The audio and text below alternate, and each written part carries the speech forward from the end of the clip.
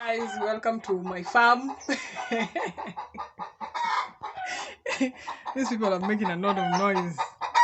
What's the brouhaha about? Karibu sana katika channel yangu ya vitabu. Welcome back to my channel.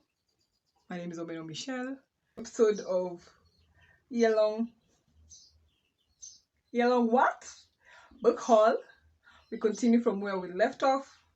I felt that one video would have been way too long, so we separated 1 and 2. I hope you're here so that we can finish this thing. Oh, yeah. The next book is When We Were Birds by Ayana Lloyd Banu. It's a book also from Trinidad and Tobago, but it's set in a fictional Trinidad and Tobago. It follows two characters, Darwin and Yeji. How can I forget your Jide? Again, this story is told in two point of views, Darwin's and Yejide's. Darwin's delivery is quite easy to understand.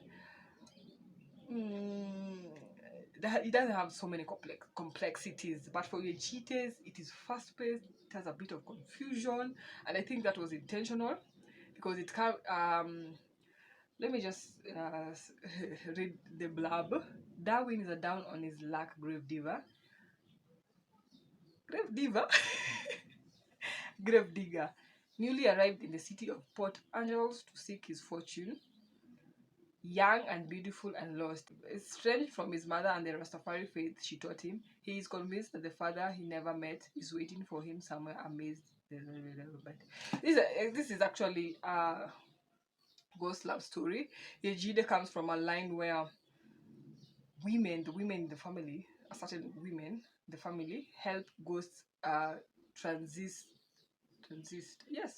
from one realm to the other. And because she was not really taught about this thing by the mother happens to almost die, and then that's when she's taught these things. It is quite confusing for her, and you can actually tell from her delivery of what's going on. There was a part of when the mama was also now dying. There was a lot of tension and confusion. I was like, but it has also the element of mystery, which I really enjoyed. It's told in partwise, which I really enjoyed. I have read Homestretch, which I loved, told in partwise. That was the first introduction to stories told in that language. So it wasn't that hard over time for me as it was from others, but it was beautiful, and I love the fact that she is apologetically telling a story in partwise. And you either read it and enjoy it or read it and leave it. But I had an amazing time. I gave it 4 stars. Yes. The next book is, this was like me and the universe joking around. I'm like, you know what, universe, I am preparing for this human, so let me get ready. And the next book is the Kama Sutra. Hi, mom.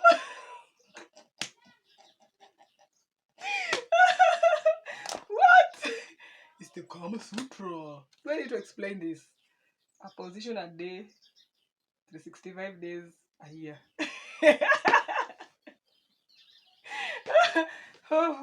That was a commercial break.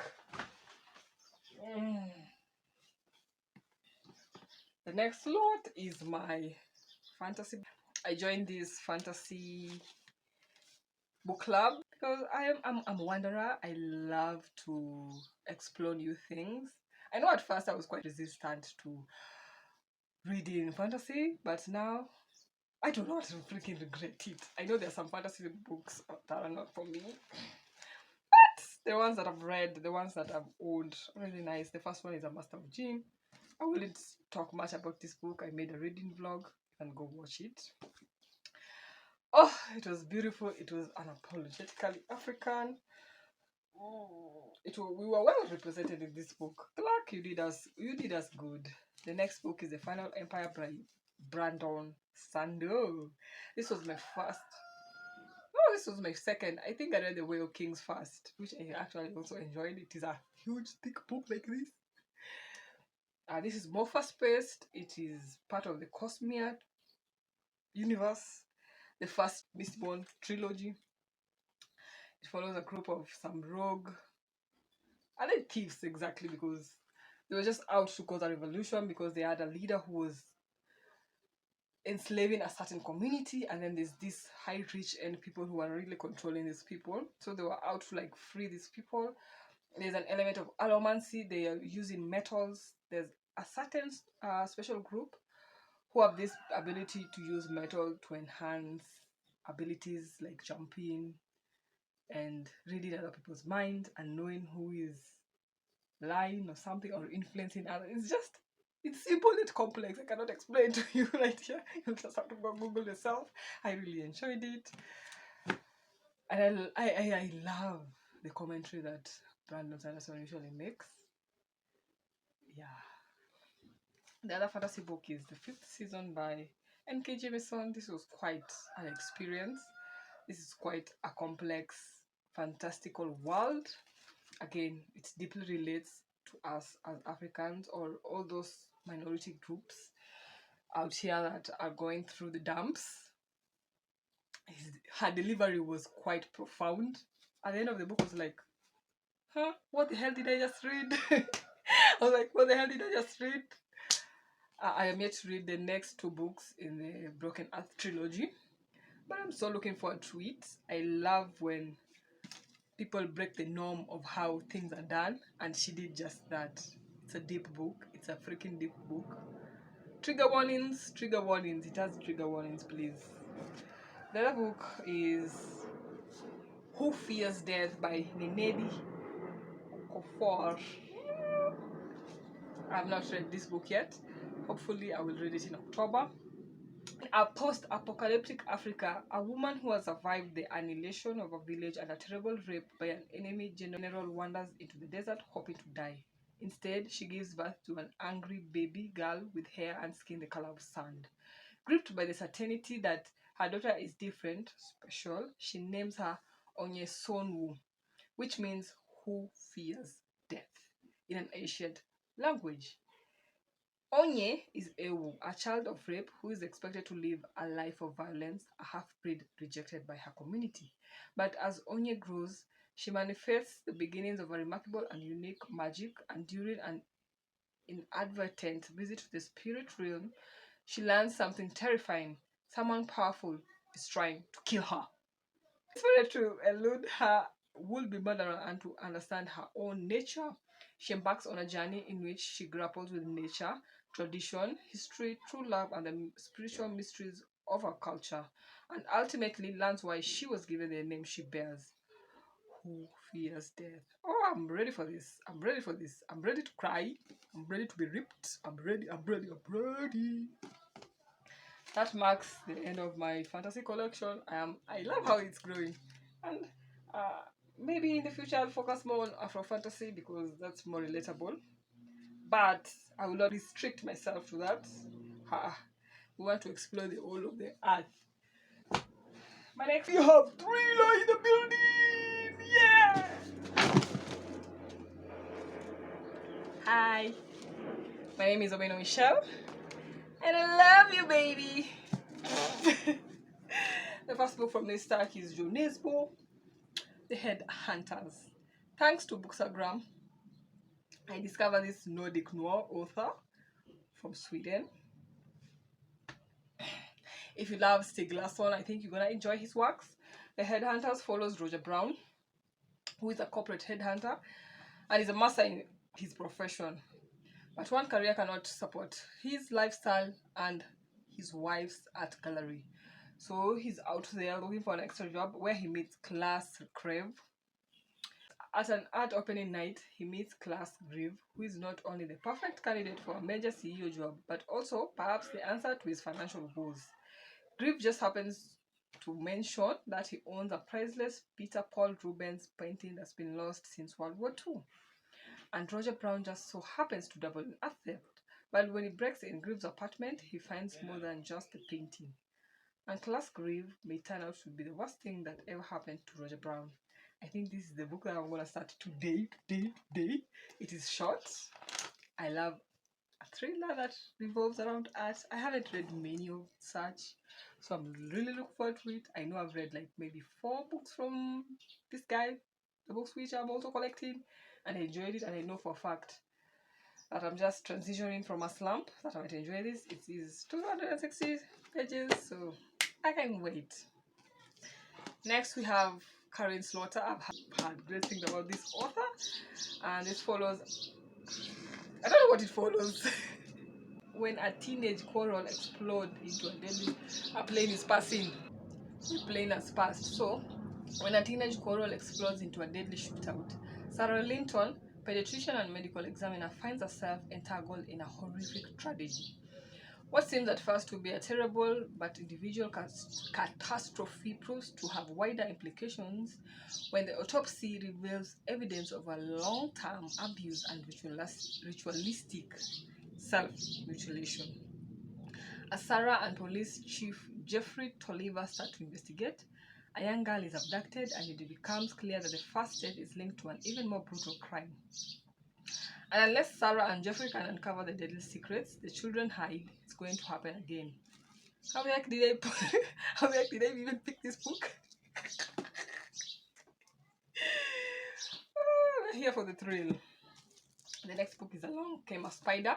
This is the first book in the Alex Cross series. I read this book. Alex Cross. It was very hype first. I had quite an amazing time with it. So when I bumped into this, I jumped in. The whole nation was in uproar when 2 celebrity rich kids were kidnapped, and then one of them was found dead. For such a high-profile case, only the top people will do. Alex Cross, a detective with a PhD in psychology, and Jizzy Flanagan, a fast-rising young secretary service agent. Thank you, cuckoos. Yet even they were no match for the killer. He would switch from blood-crazed madness to clear-eyed sanity in an instant. But was he the helpless victim of a multiple personality disorder or a brilliant, cold-hearted manipulator? I cannot answer that question until I read this book. So I can't wait for October. October, I just want to read thriller. Until I turn into a serial killer. I'm joking. The next book is The Lonely Dead by Marshall Michael. A guilty man walks alone into the cold mountain forest of Washington State, aiming never to return. What he finds there starts a chain of events that will quickly spiral out of control. Meanwhile, in LA, a woman's body is discovered sitting bolt upright in a motel bedroom. She is dead and her killer has left his mark. It soon becomes clear he has something to say and a lot more work to do. And Ward Hopkins, an ex-CIA agent recovering from the recent shocking death of his parents, is on the trail of his past, tracking down the men who destroyed everything he once held dear, and the murderer whose face he sees every time he looks in the mirror. I don't know why this kind of reminds me of The Bone Collector, which should also be in this stack.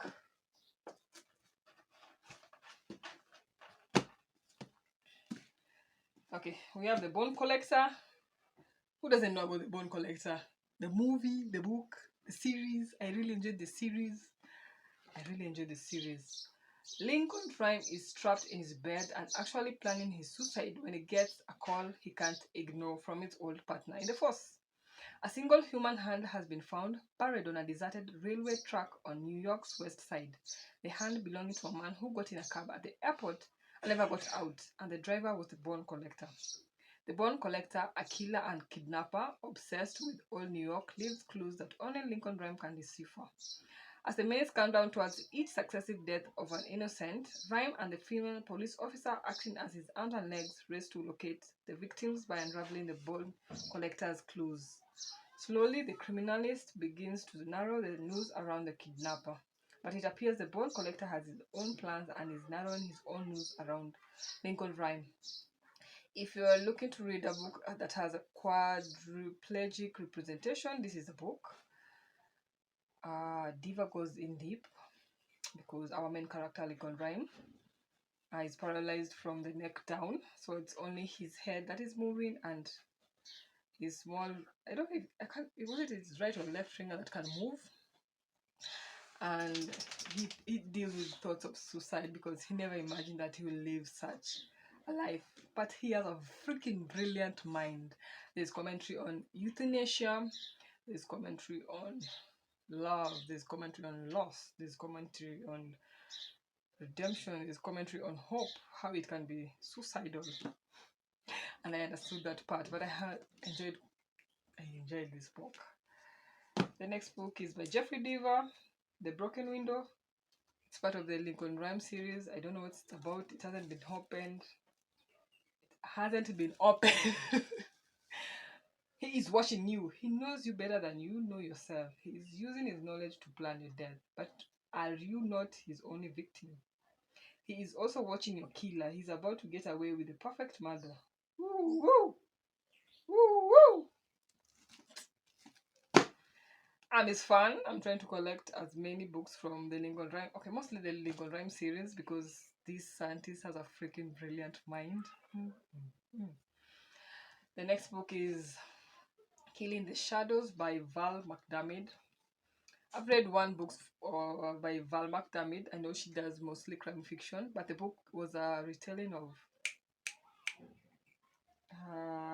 Jane Austen's book, Not Anger Abbey. I quite enjoyed it. Made me want to read the original book, but will I read it? We don't know. But this one follows Professor Fiona Cameron, who is a psychologist using computer technology to track serial offenders. She vowed never to work for the Met again after they went against her advice and screwed up an investigation as a result. But when her lover, thriller writer Kit Martin, tells her a fellow crime novelist has been murdered, Fiona can't help taking an interest. With the killer striking again, Fiona is caught up in a race against time, not only to save a life, but to bring herself redemption, both personal and professional. I really wanted to read this book, but given that I'm just out of a slump, I don't know if I'm actually out, but during this weekend I managed to read 150 pages, which is quite profound given I could barely even read 10 pages. But this book is just so big. I don't want to go back in a slump, so hopefully maybe sometime in November or December. The next book is Girl Missing by Tess Gertsen. If you have watched Zoli and Isles TV show, that book, that story, that TV show is inspired by her works. This follows who are we following in this book? She's young, she's beautiful, and her corpse laid out in the office of Boston medical examiner Kat Novak betrays no secrets, except for a matchbook clutched in one hand with 7 numbers scrawled inside. When a second victim is discovered, Kate begins to fear that a serial killer is stalking the streets and that the killer may be one of the town's most prominent citizens. With the death toll rising, Kat races to expose a deadly predator who's closer than she ever dreamt. Woo! I've read 3 books from Tess. They were quite amazing. That's why when I saw this, I had to pick it. And I think I will read it sometime in this month. I was debating between this and this, so maybe I will do this first, then this one. I love me some thriller. The next book is another Karen Slaughter, Fallen. Special Agent Faith Mitchell returns home to a nightmare. Her baby daughter Emma has been locked outside and there's a trail of blood to the front door. Without waiting for backup, Faith enters the house. Inside, a man lies dead in a pool of blood. Most worrying of all, her mother is missing. When the Atlanta police arrive, Faith has some difficult questions to answer, but she has some desperate questions of her own. What were the killers searching for, and where is her mother? Suspended from duty, Faith turns to her work partner, Will Trent. Together, he and Sarah Litton must piece together the fragments of a brutal and complicated case and catch a vicious murderer with only one thing on his mind: to keep on killing until the truth is finally revealed. This is part of the Will Trent series by Karen Slaughter. I don't know what book number it is, but from one of the thriller booktubers that I follow, she highly talked about Karen Slaughter, and I wanna read her works. And she said that you can read them as a standalone. So yes. The next book is Monte Cristo by Martin Suter, a Swiss thriller writer. because this year we also wanted to explore much more of thrillers. This was a financial thriller, my first financial thriller. I really enjoyed. There wasn't something that I knew, but I enjoyed the thrill. I enjoyed the elements in the book. So it says video journalist Jonas Brand is on a real journey from Zurich to Basel when stock trader Paolo Cotini appears to throw himself from the train to his death. Brand sets his footage of the aftermath of the incident aside to investigate a strange coincidence. Two 100-franc Swiss banknotes bearing the same serial number have come into his possession. Sensing an opportunity to graduate from celebrity journalism to serious investigation, here's the banknotes analyzed with bizarrely contradictory and fatal results. The next book is Domina. This is part of a series. This is book 2. That's why I've never started. I want to get book 1. But it says, a brutal murder in the streets of Venice, an impossible heist of a priceless work of art, a dark past she can't outrun, a relentless foe she can't outfit. So I'm here for that. Can I read it as a standalone? We shall see. The first book, I think it's called Altima, if I'm not wrong. I stand to be corrected. The other book that we collected this year is Verity by Colin Hoover. Yes, I just had to jump into the bandwagon. And this was a gift from Jules. Hi, Jules! You can follow her on our YouTube channel and on our other socials. This book is fucked up. This book fucked up my mind. I love words. I get high on words. My love language is word of affirmation, so you can get it. So some parts of this book were so hot, and then some parts were so fucking cold. Hey, some people are messed up out there. I don't know how authors write these books. So let me just say, Lauren Ashley is a struggling writer on the brink of financial ruin when she accepts the job offer of a lifetime. Jeremy Crawford, husband of best-selling author Verity Crawford, has hired Lauren to complete the remaining books in a successful series his injured wife is unable to finish. Lauren arrives at the Crawford home, ready to sort through years of Verity's notes and outlines, hoping to find enough material to get her started. When Lauren doesn't expect to uncover in the chaotic office is an unfinished autobiography Verity never intended for anyone to read.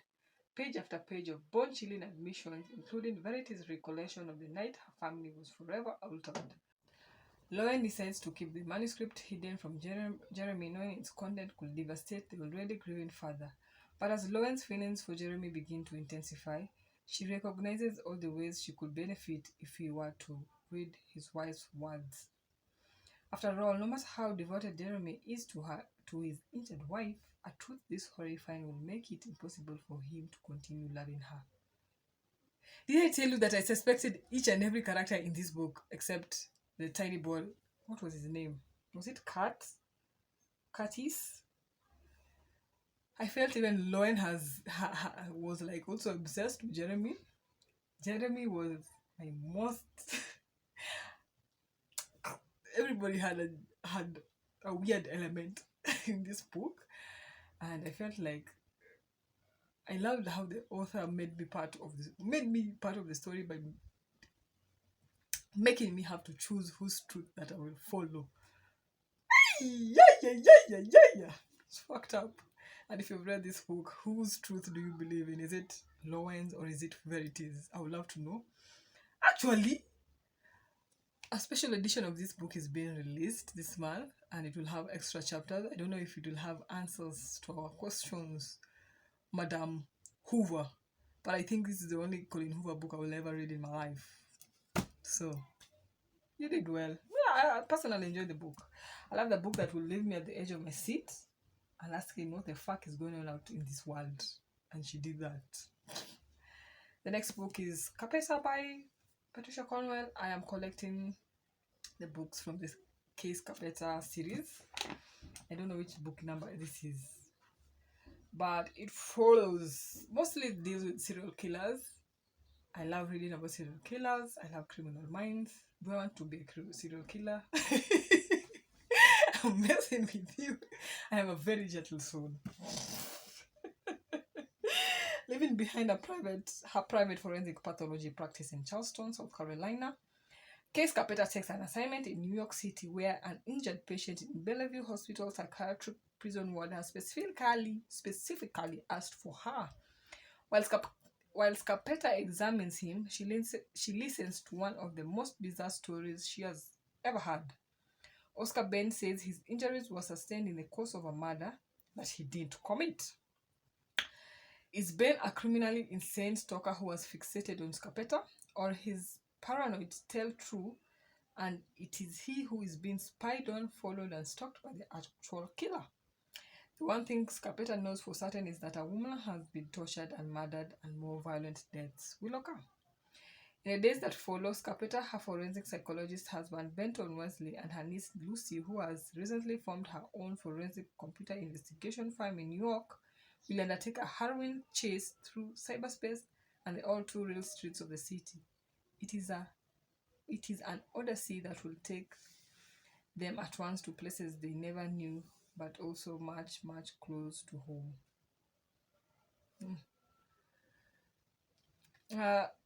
The thing I love about thriller serial books is that you see these characters develop, from point A and then to point Z. You see that growth, you see that the choices that they make, the choices that will make affects how their character develops. I really love about that, and this is one of those series that I enjoy exploring these people's minds. There's this medical examiner who had a rough time penetrating this medical scene, but because it was set in the 90s, the first few books were set in the 90s, a time when there was a lot of male chauvinism. So a woman in a male's dominated field, it was rough. And I think that's why some of the books in the series have won awards. No, we are breaking barriers. And the next book is NYPD Red by James Patterson and Marshall Karp. In the elite team in New York's police department, handling the cases involving the most important and high-profile individuals in the city. I repeat, it is the elite team in New York's police department handling the cases involving the most important and high-profile individuals in the city. That is NYPD Red. It's Detective Zach Jordan's dream job, but he's about to step into a nightmare. In the middle of a New York film festival, a maniac begins a very public and very brutal killing spree targeting Hollywood's biggest stars. Zach is assigned a new partner, Detective Kelly MacDonald, who is also his ex-girlfriend. But they'll need to put their history aside to have a chance of stopping this homicidal psychopath before he brings New York City to its knees. Yes, I am looking forward to these ones. These ones were given to me courtesy of Jules, thank you for this. And the last book is Beach Road by James Patterson. Tony has a one-man law firm in East Hampton, summer home to billionaires and Hollywood celebrities. But his clients are the people he grew up with, the people who make a living serving the rich. When an old friend, Dante, is arrested for a triple murder near a movie star's mansion, Tom agrees to represent him and recruits super lawyer and ex-girlfriend Kate Costello to help fight the case. As Tom wonders if he can ever get Kate to forgive him for his past sins, the case takes on astonishing dimensions, revealing a world of illegal pleasures, revenge, and fear amongst the super rich. Whew! This was long. If you've reached this far, I fucking love you. You are the best. If you've reached this far, drop a purple heart emoji in the comment section below so I can give you a shout out. This was long even for myself, but I enjoyed, and I really enjoyed this. I don't normally buy books that frequently because I have quite a number of unread books. Again, I'm not somebody who feels that pressure or that sense of failure because I've read books. To me, these are adventures awaiting me. The more the merrier. But some of these books were given to me for honest reviews. Some of them are gifts. Some of them I gifted myself. Some of them I just bought impulsively. But I don't do book shopping that often. So I don't want you to feel the pressure that you need to buy books every time, every day. There will always be books to buy. If you can't buy them, if you can't save for them, no pressure. But I'm really looking forward to read my thriller section of the books. It is so delicious, so delicious, so delicious, delicious. That being said, thank you for taking part in this journey with me. It's such an honor and pleasure having you in this small space of the internet with me. I hope you get to read more books that will give you pleasure, to take off the pressure of life. And I want you to, I'm wishing you an awesome, fun-loving, sexy last quarter of 2022. Blessings upon blessings